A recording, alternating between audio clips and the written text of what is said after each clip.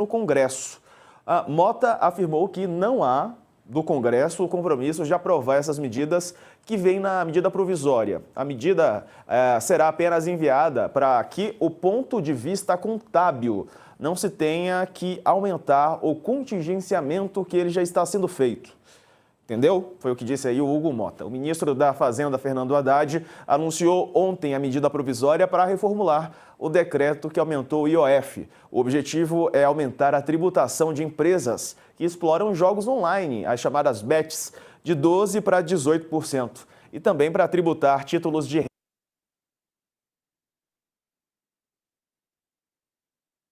de cerca de 5 horas com os presidentes da Câmara, Hugo Mota, e do Senado, Davi Alcolumbre. O que vai sair dessa salada, Reinaldo? Bom, vamos ver, né? Uma hora eu fiz assim para esclarecer um pouco, que cortou um pouco o som do Diego. Eu temi que a gente tivesse ficado sem som. Senão ficam achando que eu estou batendo biela aqui. Posso até estar, mas não agora. Olha aqui. Veja, quando falaram, não, o IOF e tal, e aí aqueles seminários de empresários com Câmara e não sei o quê, né? Hoje há a ambição de criar um governo paralelo no Brasil, né? Por intermédio desses eventos, alguns no Brasil, outros fora do Brasil, né? Continua a não haver seminários em Diadema, por exemplo, né? Continua a não haver.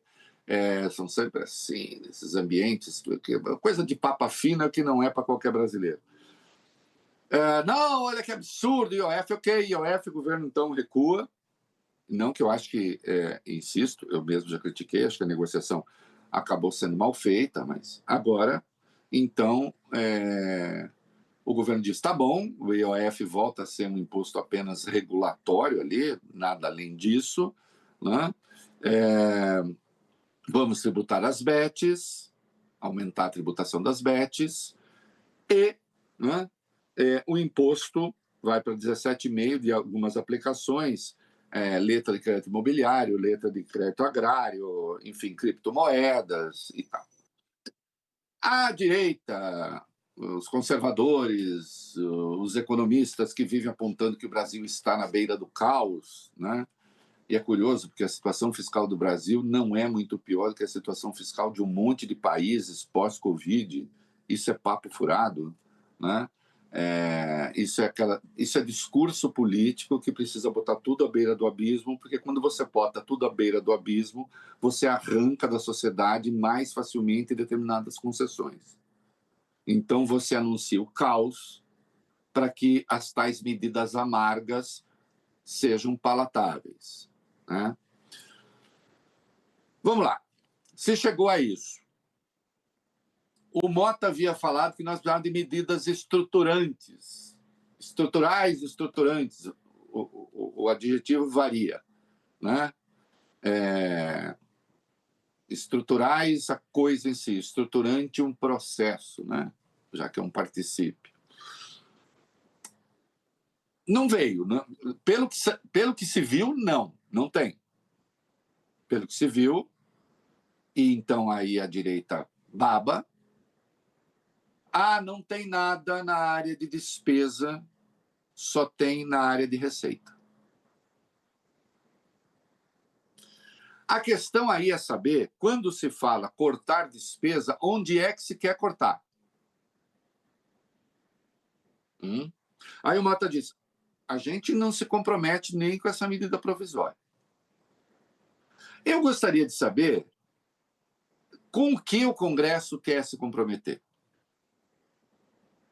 O que se faz é um esforço organizado para arrancar do governo a correção do mínimo apenas pela inflação, a correção da aposentadoria apenas pela inflação, o corte em saúde e educação.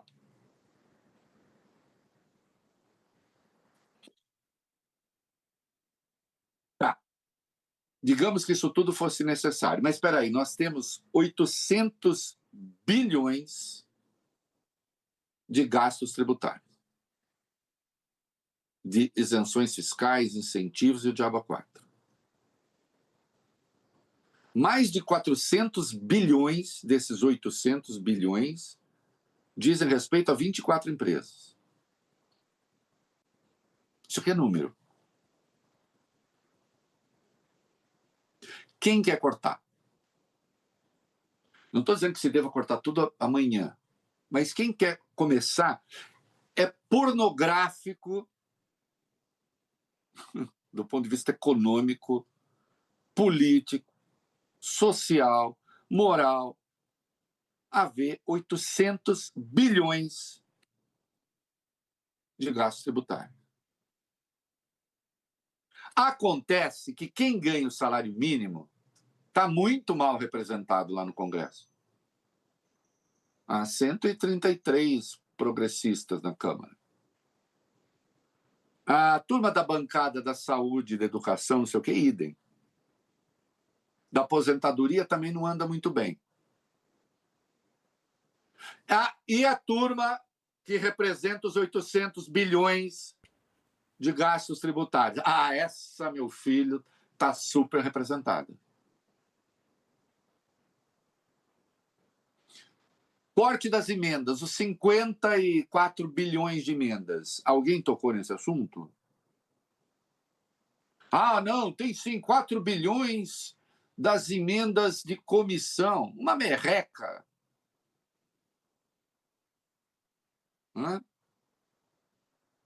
E aí ameaça o governo. Então, nós vamos com... se não der certo, a gente vai com um PLD, um projeto de decreto parlamentar e acaba com isso. Acabou. Zera. Tira tudo, o governo que se vire para achar o dinheiro.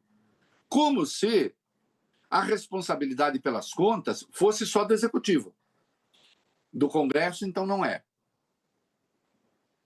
Agora, sabe por que não se chegou? Sabe por que não se fez, então, um plano estruturante com o corte dos gastos tributários? Porque você não consegue consenso, porque aí os lobbies aparecem. Porque eles são poderosos.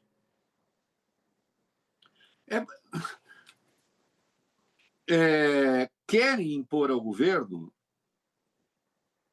um facão no salário mínimo, e olhe que já houve mudança da correção do salário mínimo e da aposentadoria, etc., para que isso caia nas costas do governo, porque o Congresso não quer a sua digital nessas coisas. Se o governo apresentar, passa. Se o governo apresentar, passa. Mas sobra no colo de quem? Sobra no colo de quem? No colo de quem sobrou a Shen? Haddad. A tributação das brusinhas do Lula, né? E isso foi um acordo que quem conduziu foi Arthur Lira. E que passou. A hora dos Nicolas da vida gravar vídeo, eles gravam vídeo acusando quem? Lula. Isso que, inclusive, na imprensa se pede muito, corta, corta, corta. E os cortes são esses, evidentemente é para jogar isso no colo do governo. Fosse um debate mais honesto e os fóruns de empresários, quando se trata de discutir... Você já viu o fórum de empresário discutindo vamos cortar subsídio e isenção? Por acaso nunca. Por acaso nunca. Nunca. O que eu vejo é o contrário. Eles querem ampliar. O que eu vejo, cada vez que tem esses fóruns, aparece um cartório pedindo alguma coisinha especial. E se tiver... Como se fez com o Perse, 27 bilhões que tiraram de receita do governo, mantendo o Perse. Como se fez com a desoneração dos 17 setores. O que é mentira o que eu estou falando? O ruim é que quando se tiver assim uma reunião de donos de supermercados para criar uma medida contra o cliente, vai aparecer um grupo de clientes querendo apoiar a medida, né? Porque eles, como a gente vê muita gente apoiando, né? Como a gente chama dessa galera que apoia, né? Medidas contra elas próprias e seguem apoiando ideologicamente, puramente ideologicamente, né? Por uma questão moral. E nesse debate econômico, nem tanto, porque fica um debate um pouco abstrato, né? Aí são mais esses agentes que têm interferência mesmo no negócio, Né? Então, aí o governo vai, recua no IOF, faz não sei o quê, aí vem o Mota e diz, não, o Congresso não se compromete a aprovar. Eu nem estou, veja, minha censura, não estou censurando, mas se precisar, censuraria, mas nem é isso, é que ele representa também todo mundo ali, né? Tem que fazer, tem que se equilibrar, né? Agora, o que se quer é isso, como se um ganho real do mínimo fosse relevante para o Brasil. Como se o ganho real da aposentadoria é um absurdo, porque aposentado não tem produtividade, porque tem ganho real, mas isso é importante para o crescimento. Né? Será que o capitalismo, a moda brasileira, esse que existe aqui, também não se beneficia dessas escolhas que, enfim, colocam um pouquinho só o pobre na economia? Né? Eu adoraria que o Congresso... O Motas que pediu para o Pedro Paulo, o deputado Pedro Paulo, que é do PSD do Rio de Janeiro, elaborar uma proposta. Eu quero ver essa proposta de corte dos gastos tributários. Que isso, sim, isso resolveria parte considerável dos problemas do Brasil. Os economistas estão me ouvindo, sabem que isso é verdade. Sabem que isso é verdade. De novo, também digo, não dá para cortar tudo de uma vez, alguns setores teriam de se estruturar, tal, mas que se faça um planejamento. Quando nós estamos falando de 800 bilhões, olha a margem que tem aí para trabalhar. Não, mas se não for para cortar saúde, educação, não sei o quê, não, eu acho que você pode... hoje transformaram saúde e educação, estão variando segundo o crescimento da receita, não da despesa. Tá bom, vamos discutir isso? Eu acho que é discutível. Dá para discutir. Dá para discutir, mas eu quero saber a contribuição do outro lado é qual? É qual? Essa coisa desonesta de exigir uma solução e não querer participar da solução quando as estruturas que estão dadas beneficiam justamente esses que cobram uma solução, mas isso é de uma imoralidade inata, né? Ab ovo, como diriam os latinos, desde o princípio, que é um veso no Brasil. A gente vê isso o tempo todo. Qualquer um resolve montar uma corporação para defender seus próprios interesses a qualquer momento e transformam isso no bem universal. Até com humorista acontece isso, se me permite. Eu escrevi um longo texto sobre Léo Lins no fim de semana e eu não estou desviando, não. É um exemplo importante. Léo Lins, humorista. O humorista. A sentença a juíza sendo espicaçada, inclusive na imprensa, por gente que não leu a sentença, não leu, porque se tivesse lido, inclusive tem um erro importante lá que eu vi, erro de número, é digitação, mas é importante, porque no momento importante, acabou sendo lei 7.719, antirracismo, é 7.716, não é? Não leu a sentença, que é impecável, porque, inclusive, não, eu só pratiquei racismo de brincadeira no show. Isso é causa de aumento de pena, não de redução. Isso está nos fundamentos da lei. Não, mas e os humoristas? Aí apareceu a Caroline Detone, a arqui-reacionária presidente da Comissão de Constituição e Justiça, disse, deixa comigo. Eu vou lá e mudo a lei antirracismo. Eu enfraqueço a lei antirracismo para fortalecer a corporação dos humoristas e da piada.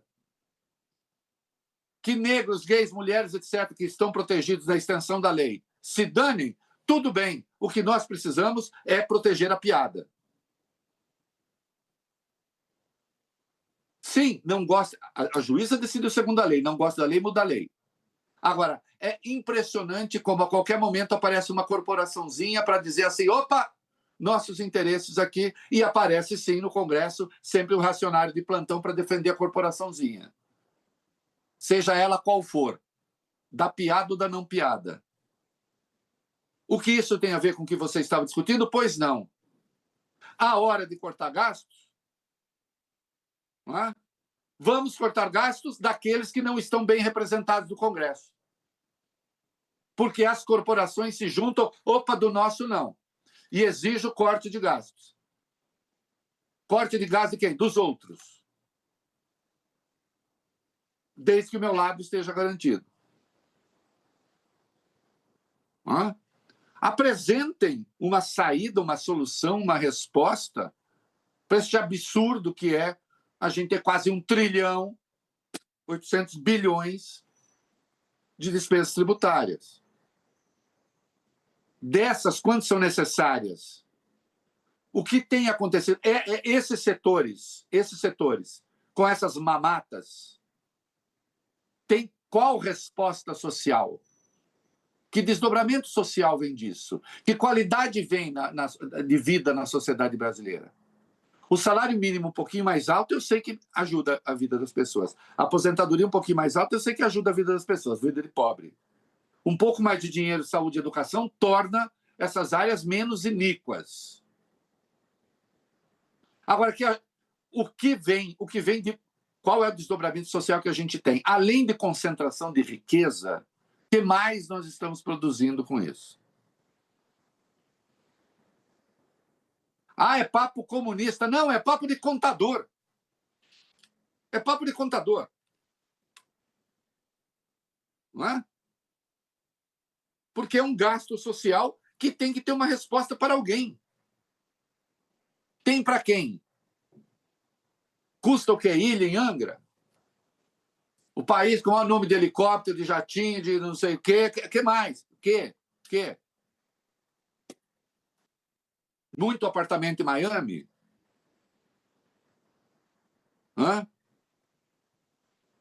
Então preciso... agora não nos comprometemos. Porque também é o seguinte, tem de dar errado, porque também tem um processo eleitoral em curso. Não é? Tem um processo eleitoral em curso. E aí nós temos, por exemplo, sim, é preciso falar tudo, né? Como diria Voltaire o Narigudo. E aborrecer às vezes. O Tarcísio aqui diz, tá tudo errado, olha aí os gastos, não é isso? A estrela dos seminários, aí vai, elogia o Milei. Só que aqui em São Paulo ele aumentou as despesas tributárias, em vez de diminuir. Né? Então, tem muito de discurso político aí também. Né? Não, eu insisto, eu topo discutir tudo. Eu topo. Falo do ponto de vista, né, do debate. Acho que dá para discutir tudo, vamos discutir tudo, mas vamos discutir tudo mesmo. Porque, pelo que eu percebi, as despesas tributárias ficaram fora da conversa. E que eu saiba, o ministro Haddad tem interesse em cuidar disso.